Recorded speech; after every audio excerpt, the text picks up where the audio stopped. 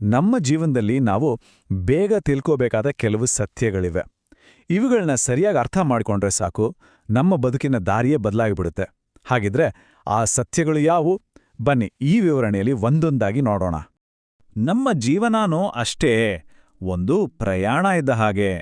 ಇದರಲ್ಲಿ ಏಳು ಬೀಳು, ಗೆಲುವು ಸೋಲು, ಖುಷಿ ದುಃಖ ಎಲ್ಲವೂ ಇರುತ್ತೆ. ಕೆಲವರು ಈ ಪ್ರಯಾಣದಲ್ಲಿ ತುಂಬಾನೇ ಮುಂದೆ ಹೋಗ್ತಾರೆ, ಆದ್ರೆ ಇನ್ನು ಕೆಲವರು ಶುರು ಮಾಡಿದ ಜಾಗದಲ್ಲೇ ನಿಂತುಬಿಡ್ತಾರೆ. ಯಾಕೆ ಹೀಗಾಗುತ್ತೆ? ಇದಕ್ಕೆ ಒಂದು ಮುಖ್ಯ ಕಾರಣ ಇದೆ. ಅದೆಂದರೆ ಜೀವನದ ಕೆಲವು ತುಂಬಾ ಸರಳವಾದ ಸತ್ಯಗಳು ಅವರಿಗೆ ಗೊತ್ತೇ ಇರಲ್ಲ.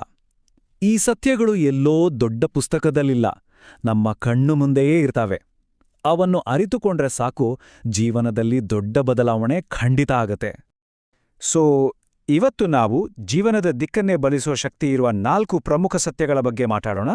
ಸಮಯದ ಬೆಲೆ, ಸೋಲು ಕೊಡುವ ಪಾಠ, ಪರಿಶ್ರಮ ಮತ್ತು ನಮ್ಮ ಅಭ್ಯಾಸಗಳ ಶಕ್ತಿ, ಮತ್ತು ಕೊನೆಯದಾಗಿ ಕೃತಜ್ಞತೆಯ ಮಹತ್ವ.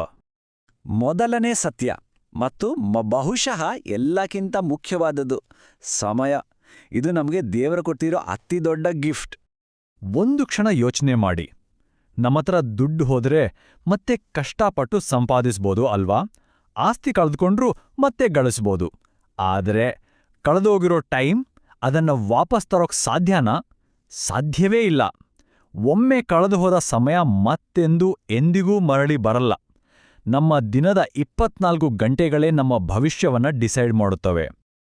ಆದರೆ ಬೇಜಾರಿನ ಸಂಗತಿ ಅಂದರೆ, ಎಷ್ಟೋ ಜನ ತಮ್ಮ ಸಮಯವನ್ನು ಹೀಗೆ ಹಾಳು ಮಾಡ್ಕೊಳ್ತಾರೆ. ಮೊಬೈಲ್ನಲ್ಲಿ ಗಂಟೆಗಟ್ಟಲೆ ಕಳೆಯೋಡು, ಅರ್ಥವೇ ಇಲ್ಲದ ಮಾತುಕತೆ, ಸೋಮಾರಿತನ, ಹೀಗೆ ಅಮೂಲ್ಯ ಕ್ಷಣಗಳು ಕಳೆದು ಹೋಗ್ತವೆ.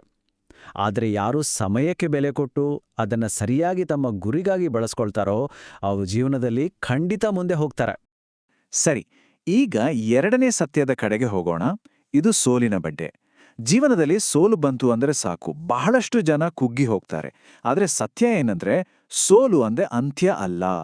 ನಮ್ಮ ಹಳೆಯ ಅನುಭವಗಳು, ಅದರಲ್ಲೂ ಸೋಲುಗಳು, ನಮ್ಮ ಮನಸ್ಸಿನ ಮೇಲೆ ಎಷ್ಟು ಪ್ರಭಾವ ಬೀರುತ್ತೆ ಅಂದ್ರೆ, ನಮ್ಮಿಂದ ಇಷ್ಟೇ ಸಾಧ್ಯ ಅಂತ ನಾವೇ ನಂಬ್ಕೊಂಡ್ಬಿಡ್ತೀವಿ. ನಮ್ಮ ಶಕ್ತಿ ಎಷ್ಟಿದೆಯೋ ಅದಕ್ಕಿಂತ ಕಡಿಮೆ ಅಂತ ನಾವೇ ಅಂದಾಜು ಮಾಡ್ತೀವಿ. ಇದಕ್ಕೆ ಒಂದು ಅದ್ಭುತ ಕಥೆ ಇದೆ, ಕೇಳಿ. ಒಂದು ಪುಟ್ಟ ಆನೆಮರಿಯನ್ನ ಸಣ್ಣ ಸರಪಳಿಯಿಂದ ಒಂದು ಮರದ ಗೂಟಕ್ಕೆ ಕಟ್ಟಿ ಹಾಕಿರ್ತಾರೆ. ಅದು ಮರಿ ಇದ್ದಾಗ ಅದಕ್ಕೆ ಆ ಸರಪಳಿ ಕಿತ್ಕೊಂಡು ಹೋಗೋಕೆ ಶಕ್ತಿ ಇರಲ್ಲ. ಎಷ್ಟೇ ಪ್ರಯತ್ನಿಸಿದ್ರೂ ಅದರಿಂದ ಸಾಧ್ಯ ಆಗಲ್ಲ. ಆದರೆ ಅದೇ ಆನೆ ಬೆಳೆದು ದೊಡ್ಡದಾದಾಗ ಅದರ ಶಕ್ತಿ ಎಷ್ಟಿರುತ್ತೆ? ಆ ಸರಪಳಿಯನ್ನ ಮುರಿಯೋದು ಅದಕ್ಕೆ ದೊಡ್ಡ ವಿಷಯವೇ ಅಲ್ಲ. ಒಂದು ಸಣ್ಣ ಪ್ರಯತ್ನ ಮಾಡಿದ್ರೆ ಸಾಕು. ಆದರೂ ಅದು ಪ್ರಯತ್ನ ಕೂಡ ಮಾಡಲ್ಲ. ಯಾಕೆ ಗೊತ್ತಾ? ಯಾಕಂದ್ರೆ ಚಿಕ್ಕ ವಯಸ್ಸಿನಿಂದಲೇ ನನ್ನಿಂದ ಈ ಸರಪಳಿಯನ್ನ ಮುರಿಯೋಕೆ ಆಗಲ್ಲ ಅನ್ನೋ ನಂಬಿಕೆ ಅದರ ಮನಸ್ಸಲ್ಲಿ ಗಟ್ಟಿಯಾಗಿ ಕೂತ್ಬಿಟ್ಟಿರುತ್ತೆ. ಅದನ್ನ ಕಟ್ಟಿಹಾಕಿರೋದು ಆ ಸರಪಳಿಯಲ್ಲ, ಅದರ ಮನಸ್ಸಲ್ಲಿರೋ ಆ ಒಂದು ನಂಬಿಕೆ. ನಮ್ ಕಥೆಯೂ ಅಷ್ಟೇ ಅಲ್ವಾ? ನೆನ್ಪಿಡಿ, ಸೋಲು ನಮ್ಮನ್ನ ಸೋಲ್ಸೋಕ್ ಬರೋದಿಲ್ಲ, ಅದು ನಮ್ಗೆ ಕಲ್ಸೋಕ್ ಬರುತ್ತೆ.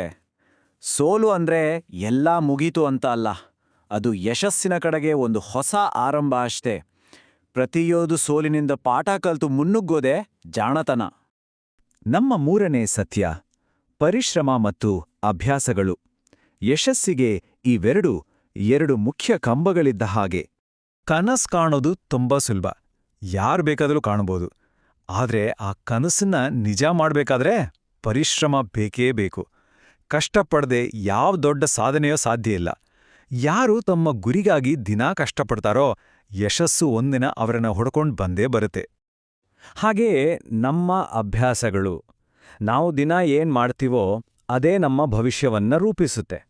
ಬೆಳಗ್ಗೆ ಬೇಗ ಏಳೋದು, ಹೊಸ ವಿಷಯ ಕಲಿಯೋದು, ನಮ್ಮ ಗುರಿ ಕಡೆ ಕೆಲಸ ಮಾಡೋದು, ಈ ಥರದ ಒಳ್ಳೆ ಅಭ್ಯಾಸಗಳು ನಮ್ಮನ್ನ ಮೇಲೆತ್ತಿದ್ರೆ, ಸೋಮಾರಿತನ, ಟೈಮ್ ವೇಸ್ಟ್ ಮಾಡೋದು, ನೆಗೆಟಿವ್ ಆಗಿ ಯೋಚನೆ ಮಾಡೋದು, ಇವೆಲ್ಲ ನಮ್ಮನ್ನ ಕೆಳಗೆ ತಳ್ಳುತ್ತವೆ. ಸಿಂಪಲ್. ಸರಿ, ಈಗ ಕೊನೆಯದಾದ ಆದರೆ ತುಂಬಾನೇ ಮುಖ್ಯವಾದ ಸತ್ಯಕ್ಕೆ ಬರೋಣ. ಕೃತಜ್ಞತೆ. ಇದು ಜೀವನದಲ್ಲಿ ನಿಜವಾದ ಖುಷಿ ಮತ್ತು ಶಾಂತಿಯನ್ನು ಕಂಡುಕೊಳ್ಳೋಕಿರೋ ಸೀಕ್ರೆಟ್. ಸಾಮಾನ್ಯವಾಗಿ ಜನ ಏನ್ಮಾಡ್ತಾರೆ ಅಂದ್ರೆ, ತಮ್ಮ ಹತ್ರ ಯಾವುದು ಇಲ್ವೋ ಅದರ ಬಗ್ಗೆನೇ ಚಿಂತೆ ಮಾಡ್ತಾ ಕೊರಗುತ್ತಾ ಇರ್ತಾರೆ. ಆದ್ರೆ ಅದರ ಬದಲು ನಮ್ಮತ್ರ ಇರೋದಕ್ಕೆ ಮನಸ್ಸು ತುಂಬಿ ಕೃತಜ್ಞತೆ ಹೇಳಿದ್ರೆ ಆಗ ನೋಡಿ ಮನಸ್ಸಿಗೆ ಸಿಗೋ ಶಾಂತಿ. ನಮ್ಮ ಗಮನ ಎಲ್ಲಿರುತ್ತೋ ನಮ್ಮ ಜೀವನವೂ ಅಲ್ಲಿರುತ್ತೆ. ಇದು ಸುಮ್ನೆ ಮಾತಲ್ಲ, ಸೈಂಟಿಫಿಕ್ ಆಗಿ ಕೂಡ ಪ್ರೂವ್ ಆಗಿದೆ. ಸಂಶೋಧನೆಗಳ ಪ್ರಕಾರ ಯಾರು ಕೃತಜ್ಞತಾ ಭಾವವನ್ನ ಇಟ್ಕೊಳ್ತಾರೋ ಅವರು ಜೀವನದ ಕಷ್ಟಗಳನ್ನ ಹೆಚ್ಚು ಧೈರ್ಯವಾಗಿ ಎದುರಿಸ್ತಾರೆ. ಕೃತಜ್ಞತೆ ಅನ್ನೋದು ಒಂದು ರೀತಿ ಮಾನಸಿಕ ಶಕ್ತಿ ಇದ್ದಾಗೆ. ಕೃತಜ್ಞರಾಗಿರಲು ದೊಡ್ಡ ಕಾರಣಗಳೇ ಬೇಕಿಲ್ಲ. ನಮ್ಮ ಜೊತೆ ಇರೋ ನಮ್ಮ ಕುಟುಂಬ, ನಮ್ಮ ಆರೋಗ್ಯ, ನಮ್ಗೆ ದಿನ ಸಿಗೋ ಊಟ, ನಮ್ಮ ಸ್ನೇಹಿತರು ಮತ್ತು ಎಲ್ಲಕ್ಕಿಂತ ಮುಖ್ಯವಾಗಿ ಈ ಕ್ಷಣ, ಇಂಥ ಚಿಕ್ಕ ಚಿಕ್ಕ ವಿಷಯಗಳಿಗೂ ನಾವು ಕೃತಜ್ಞರಾಗಿರ್ಬೋದು, ಇರಬೇಕು ಕೂಡ. ಸೊ ಈ ಎಲ್ಲ ಸತ್ಯಗಳನ್ನ ನೋಡಿದ್ಮೇಲೆ ಒಂದು ವಿಷಯ ಮಾತ್ರ ಸ್ಪಷ್ಟ: ನಮ್ಮ ಜೀವನವನ್ನ ಬದಲಾಯಿಸೋ ಶಕ್ತಿ ಹೊರಗಡೆ ಎಲ್ಲೂ ಇಲ್ಲ, ಅದು ನಮ್ಮಲ್ಲೇ, ನಮ್ಮ ಕೈಯಲ್ಲೇ ಇದೆ ಅಂತ. ಹಾಗಿದ್ರೆ ಒಂದು ಹೊಸ ಜೀವನಕ್ಕೆ ಬೇಕಾದ 4 ಹೆಜ್ಜೆಗಳು ಯಾವುವು? ಮೊದಲನೇದಾಗಿ ಸಮಯಕ್ಕೆ ಬೆಲೆ ಕೊಡಿ. ಎರಡನೇದು ಸೋಲಿನಿಂದ ಪಾಠ ಕಲೀರಿ. ಮೂರನೇದು ಕಷ್ಟಪಟ್ಟು ಕೆಲಸ ಮಾಡೋದನ್ನ ಬಿಡಬೇಡಿ. ಮತ್ತು ಕೊನೆಯದಾಗಿ ಕೃತಜ್ಞತೆಯಿಂದ ಬದುಕಿ. ಈ ಸರಳ ಸತ್ಯಗಳನ್ನ ಜೀವನದಲ್ಲಿ ಅಳವಡಿಸ್ಕೊಂಡ್ರೆ ಬದಲಾವಣೆ ಖಂಡಿತ. ಕೊನೆಯದಾಗಿ ಒಂದು ಪ್ರಶ್ನೆ: ನಮ್ಮ ಜೀವನದ ಕ್ವಾಲಿಟಿ ನಮ್ಮ ಆಲೋಚನೆಗಳ ಕ್ವಾಲಿಟಿ ಮೇಲೆ ನಿಂತಿರುತ್ತೆ. ಹಾಗಿದ್ರೆ ನಮ್ಮ ಜೀವನವನ್ನ ಇನ್ನಷ್ಟು ಚೆನ್ನಾಗಿ ಮಾಡ್ಕೊಳ್ಳೋಕ್ಕೆ ಇವತ್ತು ಯಾವ ಒಂದು ಆಲೋಚನೆಯನ್ನ ಬದಲಾಯಿಸಬಹುದು? ಸ್ವಲ್ಪ ಯೋಚನೆ ಮಾಡಿ.